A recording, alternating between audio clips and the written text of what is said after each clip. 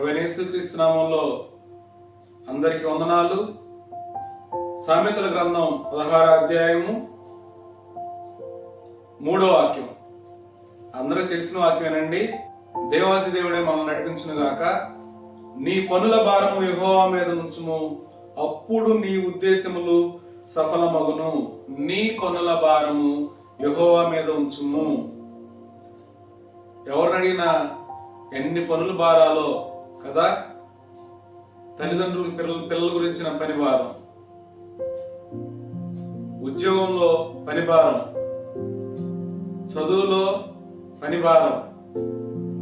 పని చేసుకుంటూ చదువుకునే వారు ఎంతమంది ఉన్నారు? ఎక్కడ చూసినా పని భారం ఎక్కువైపోతా ఉంది. పని చేయకపోతే గడవదు. కానీ వాక్యం చాలా స్పష్టంగా రాయబడిన మాట ఏంటంటే, నీ పనుల భారము యెహోవా మీద ఉంచుము. నీ భారం అని రాయబడలా, నీ పనుల భారం. నువ్వే పని చేస్తున్నావు అయ్యా, ఇదంతా దీని ప్రెషర్ అంతా నువ్వు తీసుకో, నువ్వు నన్ను నడిపించు అని పని మొదలు పెట్టేవారు ఎంతమంది అండి? ఈ దినం నుండి ఇలా మొదలు పెట్టడం ప్రయత్నం చేయండి.